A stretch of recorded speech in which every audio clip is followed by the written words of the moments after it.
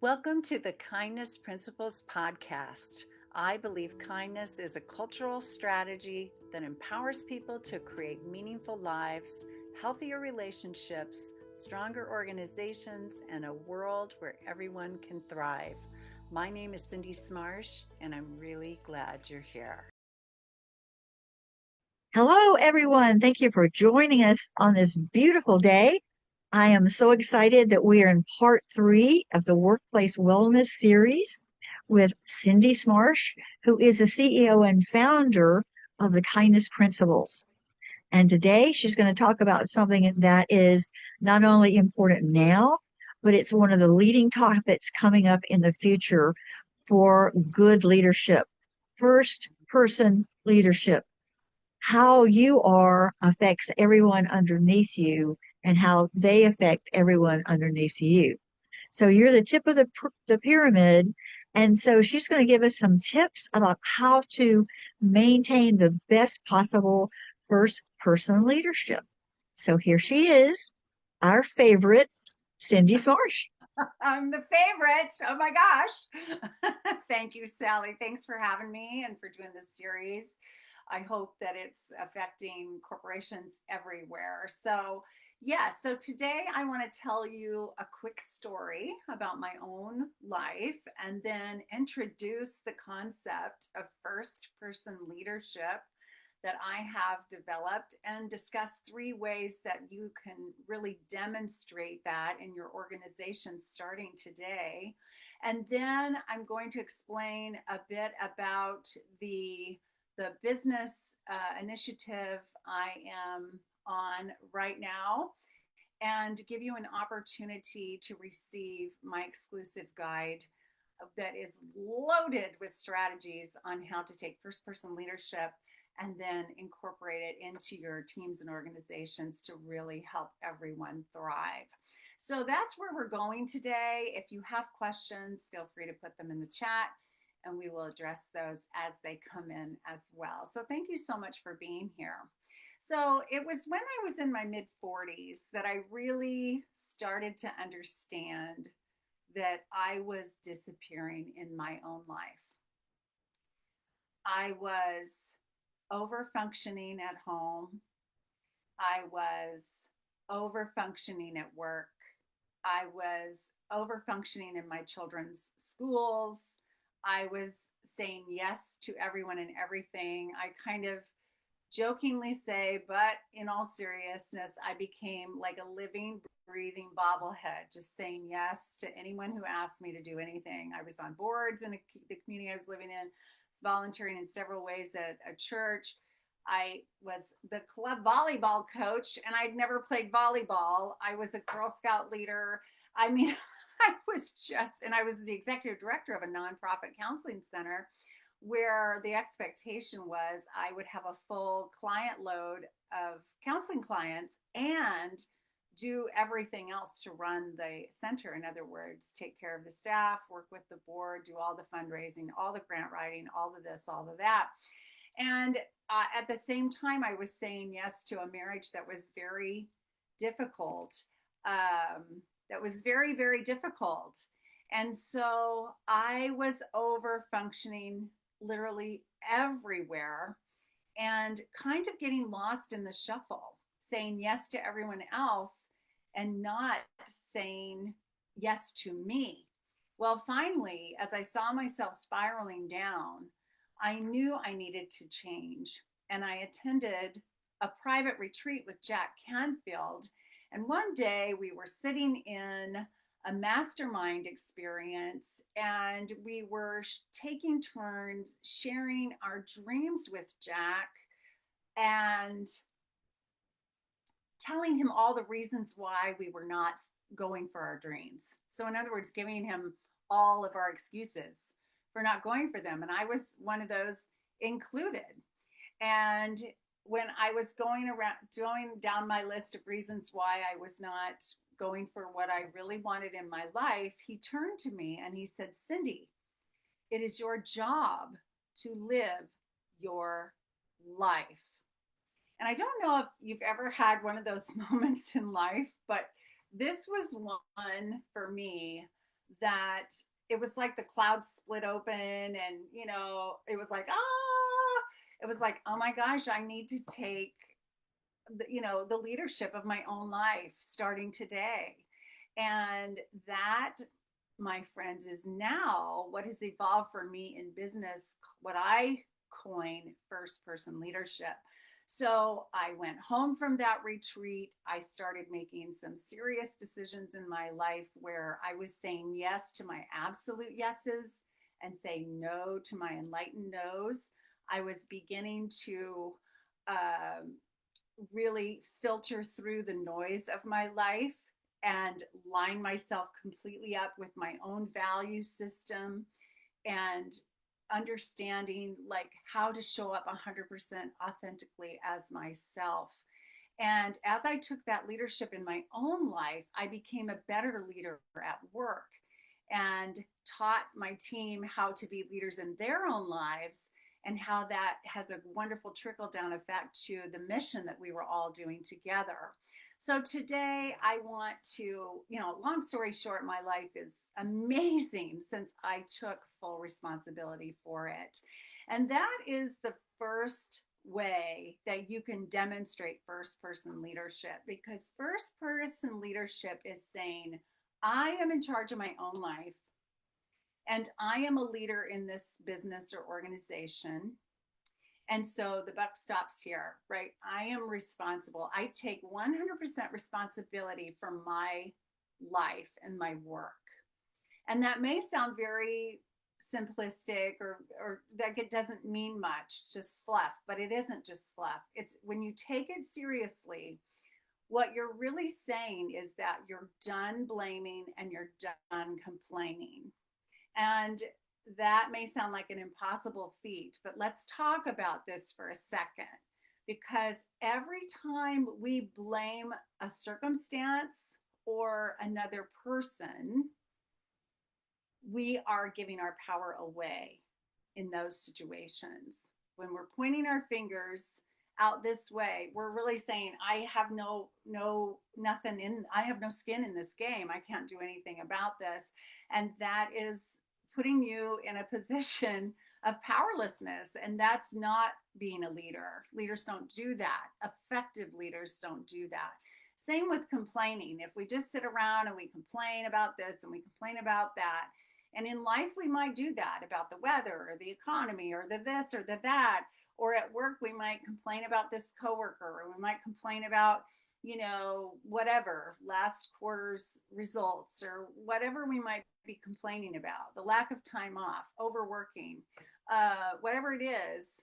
If you just complain about it, again, you're giving your power away. So taking 100% responsibility for your life is saying, I'm in charge of myself.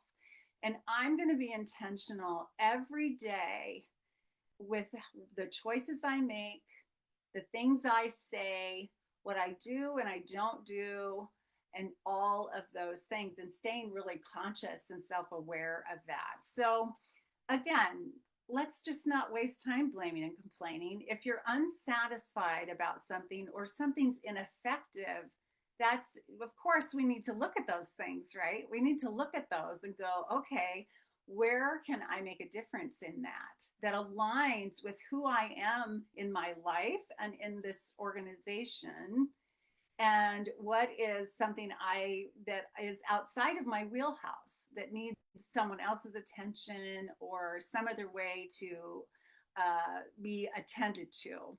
So you do want to focus on where you have the ability to make a difference. You do want to align your choices and actions with who you really, the essence of who you really are, right? Who you are and what you're passionate about. And another way to demonstrate first person leadership is to build your confidence level, constantly building your confidence level, right? Because the more confident you are, the more effective you're going to be. But we want confidence with humility. So we want to recognize our strengths and really, capitalize on our strengths, and then notice where we have growth opportunities, because we've all got them. I've got them, you've got them, we've all got them. and give ourselves opportunity to nurture those skills, those qualities that we want to develop within ourselves to be even more effective as leaders. Part of being first person leadership too is self care. You hear this all the time, so you're probably like, boring, but there's so much truth in this because when you take care of yourself as a part of your umbrella of being a first person leader, you are taking care of literally everyone else by doing that, right? Because when I was showing up as the executive director of that counseling center, exhausted, depleted, depressed, frustrated in my life, overwhelmed, how effective was I? I mean, I think I pulled it off enough, barely, to keep it all going, to keep the engine running, but I didn't have a lot of capacity to show up for the team as effectively as I would have liked to. I didn't have the bandwidth to serve our clients as much as I would have liked to either. Just getting by is what a lot of people are doing out there in the workplace for lots and lots of reasons, of course. So, but self care is one of the answers to that. It's one of the answers. And so, keeping your own rest and relaxation, your joy, your play. How many of you play ever? Play. Be adults that play. And then keeping a balance in your life of work and other things that are important to you, whatever that is, whether it's the people in your life, other organizations you're involved with, hobbies you enjoy, your own health, whatever your own health and wellness plan is for yourself, keeping those things front and center. And with that, you must stop over functioning. Over functioning is, I know a lot about that because I did it, and it enables people to under function. And that throws everything off balance everywhere, at home, at work, everywhere. So you want to make workplace well being a priority for everyone. And again, it starts with you taking responsibility for that within yourself and demonstrating that, modeling that, and setting the best example of this. Okay, so that's one tenet of first person leadership, taking full responsibility for your life. The second one I want to talk about today, and there's many of these, but we're only going to do 3 today, is to handle challenges well. Handle challenges well. Of course, you're a leader. You're gonna hear it all. You're gonna see it all. You're gonna be dealt with, have to deal with things on in every area, every day, of course. And of course, it's there. Your life is full of challenges in and out of the office. But leaders stay calm under pressure. They stay calm. They don't disengage. They stay present and calm under pressure. And you acknowledge when a problem has risen and you recognize that something needs to be managed in some way. And so you put your energy in how to be more productive or how to respond in the most productive way to things that aren't going well. So some questions you can ask yourself so you don't hide or just give up or run or pretend it's not there. I hear about leaders all the time who are just, putting their head in the sand, doing the ostrich thing, I call it, is you can ask yourself, what is this? What is the actual problem here? What's the problem? And what is my best response to this issue? Remember, you're the leader. Everything starts with you. First person leadership is saying, what is my best response to this issue? And what is this challenge here to teach me? Now, that's an interesting one, right? Because everything that goes on is feedback for us, right? So when we have a challenge, it's feedback. It's not failure. When something goes in a way didn't really want it to go, it's a feedback system. It's your built-in feedback system. So you want to catch it. You don't want to miss the feedback. What is this challenge here to teach me?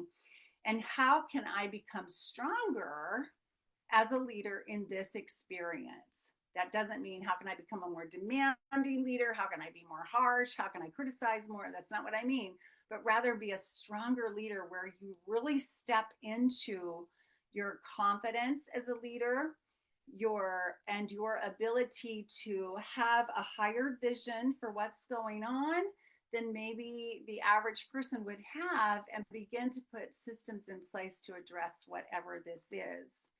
So remember again that nothing is failure, that everything is a feedback system in your organization. Everything, the things that go well, just like you want them to, and the things do not go well. So do stay calm under pressure. Do maintain a feedback versus failure attitude. Like, we want people to work in places where mistakes are safe to make, because we're all human and we're all going to make them, right? We're all going to make them. Leaders too. We are too. We're going to make them. We're going to make big ones, what we might call big ones sometimes, or small ones, but we're not going to call them mistakes at all from now on. We're going to call them a feedback system, right? So making it safe for your people to make mistakes, learn and grow from those things, and then redirect to a more productive path, and become a problem solver, letting go of anything that is no longer working.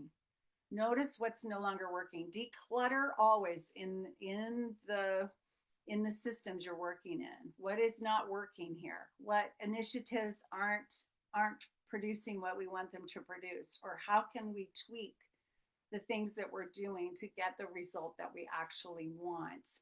And then remain persistent in addressing the issue, and then thrive on your own energy. Remember, you're keeping your energy up because you're caring for yourself well, and showing up for yourself really well, so you can show up for the team, especially when things haven't gone the way everybody was hoping they would. So whatever you do, do not hide or give up on a situation. Show up confidently and calmly, and with that great attitude of, okay, here we are, we've got some great feedback here on what we were striving for there.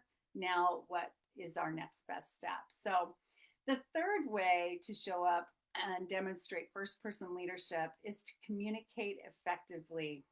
Communicate effectively. I mean, of all the skill sets in life, of all the skill sets in life, this one is the most critical to help you create everything that you want personally and professionally. And so you want to really grow in your effective communication. There's We could go on for days, weeks, months on this alone, because a lot of us were just not taught well how to communicate. Most of us were not around people that had been given a good, strong skill set in communication. And it's something that needs to be practiced and practiced and practiced. We can't just like read about it once and then do it. Usually, most people, right? So it's a continuing growth opportunity for most of us. So one of the biggest ways that you can communicate effectively is to be quiet and listen. Even though you're the leader, even though you may feel like I should always have the answer, I should always have a response, I should always have a solution, I should always know what to say, be quiet first. Seek to understand before you seek to be understood. Because those that are working at all levels of your organization, they all have a viewpoint of what's going on. Everyone has their own experience of what's happening, or what may have been effective or not, or ideas around it. And you have brilliant people working around you, and you want to make sure that you're hearing what they have to say. It doesn't mean you have to agree with everything they say. It doesn't mean you have to follow through on everything they suggest. I'm not saying that, of course. That's not a realistic plan in most organizations, but you can always listen. A friend of mine is a COO in a corporation here where I live. And when he took that position, his boss said to him, someday all you're going to do is listen to people all day long. And he didn't believe him at first, but now that's exactly what's happening. He's listening to people most of the day. And there's lots of reasons for that, of course. But people need to be heard. That's one of the biggest drivers of loyalty for workers in a company, is feeling like they are heard. So you want to listen actively and often. I like to see leaders speak language of certainty and commitment and assurance, not what I call tentative language. Oh, I'll try, or maybe we'll get to that, or I'll get around to that, or that's interesting. Da da da da da. We don't want to be tentative in our language with people. People feel secure when we're transparent, even if they don't like what we're saying. They feel more secure when we're transparent and we have a solid response to something. And so I wouldn't speak until you have the language of certainty that you're ready to speak to your team. And then constantly share the clarity of purpose. Constantly use mission language, purpose language. If you don't have this in your organization, it's a connecting point for all employees and departments and teams. What are we all here for? What are we all striving for together? So you want to use that unifying language. We're all in this together. This department over here in this corner that nobody ever sees must exist, or this can't happen over here. So everybody's important and they need to understand that. And so keep bringing people back to a clear understanding of purpose and mission and the values of the company, and that will help in the overall effectiveness as well. So know what you believe and be able to articulate that at any time. Be enthusiastic and passionate when you're communicating with the team, and always praise others and give credit where credit is due. Always. You want to communicate that often. Celebrate people often, share appreciations often. There's not much you could communicate more important than how much you value your people and what a great job they're doing, or how much you appreciate whatever they've done recently that's really made a difference, and kind of thing. So again, the number one driver of loyalty, according to the work of Matthew Champagne, who's done tons of research on this, is they want to be heard. And the second driver of loyalty is they want to know they've made a difference. And so when you communicate effectively in these ways we've talked about, you are directly addressing those two of those strongest desires that the research says employees have. So I am on a mission to teach kindness initiatives in business, not as fluffy, nicey things, but rather as highly effective, powerful business strategies to create workplace well-being for everybody and drive collective success. And so this is why I have started to do these series on LinkedIn. And I have a guide that I have created called Using the Kindness Code to Achieve Strategic Outcomes for Workplace Well-Being. And what the Kindness Code is a system I have created to help companies incorporate all kinds of initiatives that help create higher productivity, better retention rates, lower absenteeism, higher morale, greater job satisfaction, greater life satisfaction, greater work-life balance, for everybody in all aspects of the organization. And the research, there is so much research backing these initiatives. So in the guide, you will find numerous strategies to incorporate the kindness code in your organization. You will be given tons of research that I've found that backs up these kinds of initiatives, and 5 questions to ask yourselves that will help you create positive change in your organization. And so if you would like to receive this guide, it's free.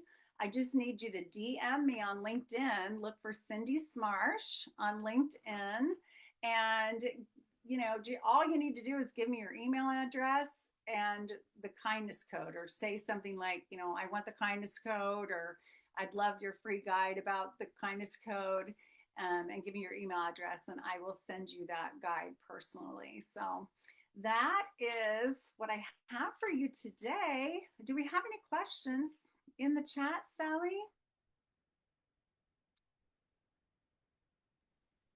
I was going to unmute Tammy. Tammy might be, I don't know whether she's at her desk or working or what she's doing. Just to follow up with Tammy. Tammy's from New York City. Oh, hi, Um, Yami. Thank you for being Hi here. there. Good morning. Good morning. I think hearing this came at the right time. I think my own sort of leadership style has been a little bit more stoic, keep calm and carry on. And Yes, and yes, of I think, course. in a world, beset by AI and a lot of other different changes, um, I think I need to moderate that or improve that. I still want people around me, especially the ones who are reporting to me, to be calm and feel solid in my leadership. But I definitely think I need to show my empathetic self a little bit more. Mm. Oh, And yeah. Sorry, I interrupted you, Tammy. and just, um, I was gonna say be more authentic. I don't know if you can be more authentic, but just kind of more lead with my heart, which is, Yes. where the empathy is a lot more visible.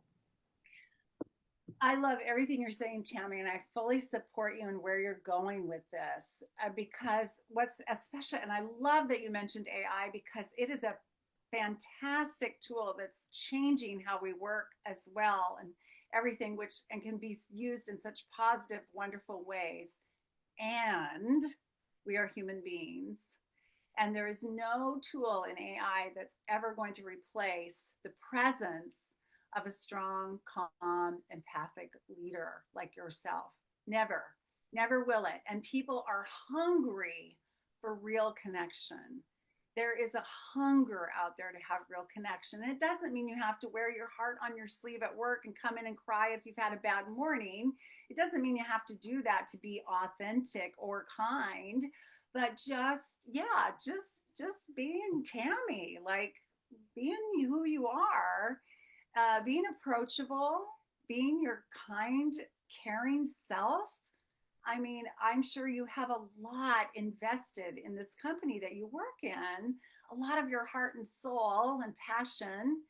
And I hope that's getting through to those that are working with you, and that they know that you see them. The kindness code is, it's an acronym, and the K is know your team members, like really know them. Now, if you have, 10,000 employees or something, I understand that's that's a greater challenge. But how can you have all team members be truly known for who they are in the organization, not just for what they do or the results that they get or whatever, but how can we really know our team and acknowledge them as people, and not to forget that. And then the bonus K is keep communicating, which I talked about some, and which you've certainly addressed yourself. Are there other things that have come up for you today, or any questions?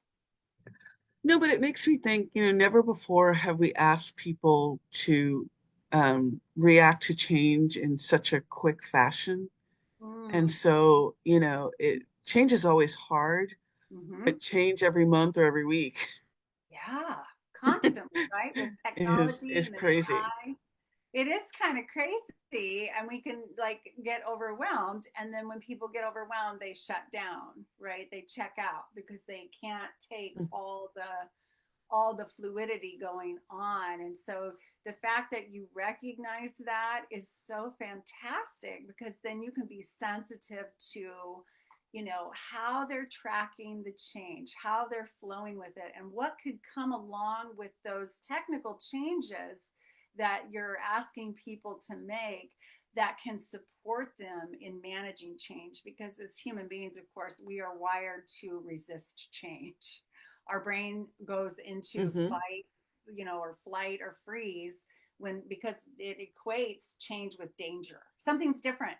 Oh no, and it gets people all stressed out. And so, again, that calm, confident leadership feeling, when you can show up and say, these are some changes coming. I recognize this is not necessarily what everybody wants, or we're not sure how it's all going to pan out. It's okay. We're going to take this one step at a time together, and we're going to learn because we have a feedback system here. There's no failure here, there's feedback. So go with me. Let's go. Let's take it step by step and see how we can evolve with the changing system that we're working within. Definitely. I think I was realizing that, for my people, um, resistance I'm used to, and I have the playbook for that. It's paralysis that's new to me, and Mm. getting people on the bus. Yes, paralysis, exactly. Yes, they freeze because they're so scared. So, yeah, so what have you found that helps the most when you find team members in paralysis? Is there anything that's worked so far? Acknowledgement of, the Mm-hmm. sometimes it's the elephant in the room. Yes, this is crazy. Yes, we're asking more of you than ever before. Mm-hmm. And just sometimes, identifying, hey, I noticed that you weren't your normal self, or you didn't have any questions. You always ask questions, Yeah. or I noticed that you're hesitant about X, Y, and Z, and sometimes that's enough to kind of break Yes. through. Yeah. Um, Sure. and then just listening to whatever the concerns are, and whenever I can, addressing them. And Yeah. sometimes I can't. Sometimes it's something we're all dealing with, and yeah, we all feel unsettled and uncomfortable. Yeah, I love that because what you're doing there, you're acknowledging them and you're reflecting back what they're experiencing. And so they feel heard, they feel seen, and you're not losing your mind when they're doing this. You're Hmm. showing, oh yeah, I get it. I feel it too sometimes, and we're gonna get through this. We will find our way together. You sound like a wonderful leader. It's funny because previously in my career, I always knew I was one, and one of the things I had to deal with was that it's kind of like I don't have children, but sometimes you have to push the kids out of the nest Yeah, oh, and for say, yeah, sure. yeah, I know you like working for me, but Mhm. you're stalled. You need to move to the next step, and helping people who um were comfortable where they were, Yes, you yes. know, Hmm. um, move on to the next step, get better, try new things, and it was, I was talking to my mom about it, and she's like, yes, you have to, encourage people to take the next step, Yeah. um, be the person that they were meant to be. Hmm. It, Yeah, I what is it? love Newton's it. first law, that law of inertia, bodies at rest tend to stay at rest. And, get people to realize that, when opportunity knocks, you have to open the door, For sure. and so that was a an interesting challenge, I guess. Mm. And I would tell people, hey, I'm hiring you, but I expect to promote you or, help you move to somewhere else in 2 years. And, so don't get comfortable and don't think that this is a reflection of I don't like you. I really like you because I want the very best for you. Yes. When I was doing research for all these kindness initiatives and things that I've been developing, I found that the company Chick-fil-A, who, which I haven't paid attention to at all. I'm not a big, fast food person or whatever, but I found out that they, of course, a lot of their employees are young, and maybe it's their first job even, but the Mm-hmm. company has a value of nurturing, creating great employees in those employees of theirs for their future jobs. And I thought, oh my gosh, that is so brilliant. And I know you're saying what you're saying is very much the same thing. You want to nurture your team members so they can advance within the organization if that's appropriate for them in their lives, if that's the best way for them to stretch and grow. You want to nurture and support that. And also, I hear you saying, hey, if you're here, if being here holds you back from what you are capable of doing or what you want to focus on or what you're more passionate about now, I want to launch you out there in the world to be you, wherever that is. And that is very selfless and it's highly effective, because what you do not want are people who feel stuck or who have no passion for what they're doing and so forth, and who feel like they're not growing. And so, even if people think they don't want to grow, actually, we are wired for creativity. We are born as creative souls. And when we can get comfortable stretching ourselves, the possibilities are Mm-hmm. endless. And I'm glad you know that. Thank you so much for being here. Please like and subscribe to our show and share this episode with anyone who can benefit. If you'd like to learn more about how the kindness principles can change your life, please DM me on LinkedIn. And thanks again for listening.